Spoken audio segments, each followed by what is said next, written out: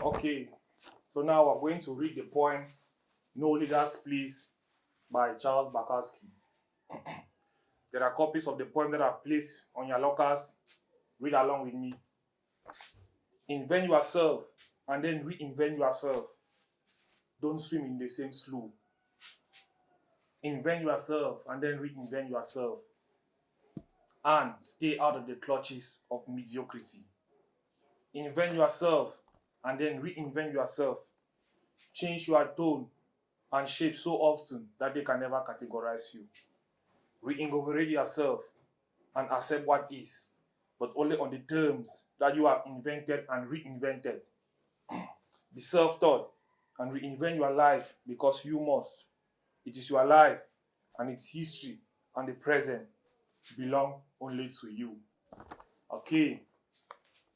Can anyone tell me what the main message of this poem is? Anyone? Yes, Melissa? That's right, Melissa. Keep changing and improving. Don't let people tell you who to be. Who else? Yes, Lucas? That's right. The poem admonishes us not to be basic, to stand out from the crowd. Who else? Who else? Who else? Yes, Abdul. Very correct. The main message of the poem is that you are in control of your life. You are in control of your life. Very correct. Let me just add what I think the main message of this poem is. I think there are three central themes. First, self-reinvention and personal freedom. You have to be constantly evolving. Do not be confined to societal expectations. Okay? Second, defiance against conformity and mediocrity. Do not be a conformist. You have to be a non-conformist. Do not accept the status quo. Do not be average. Okay? Third message of this poem, third central theme, ownership of one's life and identity. The poem asserts that a person's life, past and present, belongs solely to them, advocating for a self-taught, self-directed existence where reinvention is not just a choice but a necessity. So those are the main themes of this poem, but we're not here to study the main themes of this poem. What we're here to do is study imperatives, imperative verb and imperative sentences using this poem. Does anybody know what an imperative verb is? Anybody?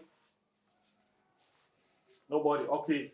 Let me give a brief explanation.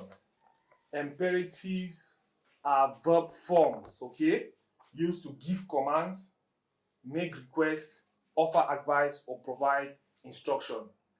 Imperative verbs create an imperative sentence, that is, a sentence that gives an order or a command. Example of an imperative sentence could be open the door. Open the door, with open being the imperative verb, open the door being the imperative sentence. To create an imperative sentence, most of the time, all you need to do is to drop the subject. For instance, from the sentence, he opened the door, to open the door. He has been dropped. That is the subject. It has been dropped. And just the verb is left. Open the door. Okay. Although imperative verbs are used to issue commands, they offer other functions. They have other functions, okay? You can use them to give directions and instructions. For example, turn right on 7th Street. Turn right on 7th Street. That's an instruction, or that's a direction. Okay. Another, they could equally be used to make requests. Play free bird. That's a song. Play free bird. Play being the imperative verb. Okay. They can equally be used to give advice. You can advise someone, order the salmon, order beef. You understand? It could equally be used to warn someone. You could say, look behind you. Look behind you. So, with this new knowledge in mind, I want you guys, all of you, to read through the poem again silently. Read through the poem silently, and I want you to do two things. I want you to underline all the imperative sentences, and I want you to circle the imperative verbs. Okay? Get on with it. Okay, anybody find any imperative verbs and imperative sentences in the poem? Anybody?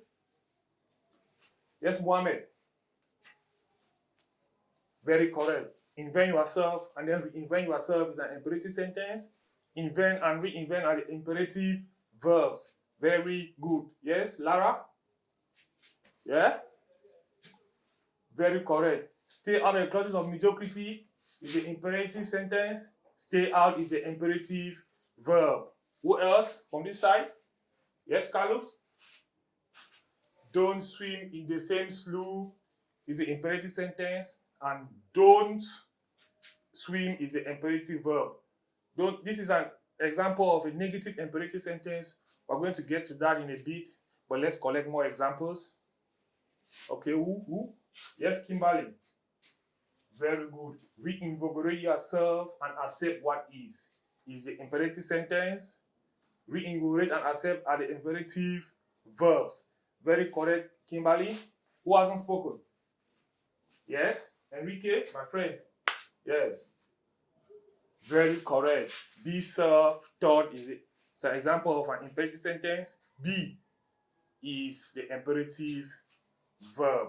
Very correct, Enrique. There's one last imperative sentence. Who can spot it? Who can spot it? Who? From this end? Yes, Carlos. Very correct. Change your tone and shape so often that they can never categorize you. It's an imperative sentence. Why change is an imperative verb. You guys did good. You guys did good. So, there are two types of imperative sentences. The affirmative imperative sentence and the negative imperative sentence.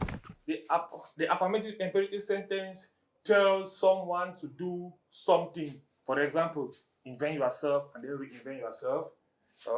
Change your tone and shape so that you can never reinvigorate yourself. So those are examples of affirmative imperative sentences. For negative imperative sentences, they tell someone not to do something. For example, don't swim in the same slough. Don't sit down. Don't go out. You understand? And you have to equally take note that imperative verbs are often part of an imperative sentence. Yes, often. But in some rare occasions, they can stand alone. In some occasions, they can stand alone. For example, push, stop, jump, sit. Who else has an example of an imperative verb that can stand alone? That's right, Melissa. Stand. Very correct. Stand. So, very good. So now, let's turn some sentences into imperative verbs. Let's turn some sentences into imperative verbs. For example, you could say, you should take more risk. You could change it to take more risk. You understand? That's simple, right? I want you now to go ahead and try a few, maybe 3 with a partner. Yes, you should write down sentences, normal sentences, and then change them into imperative sentences. We are going to correct them in class right now. So go ahead.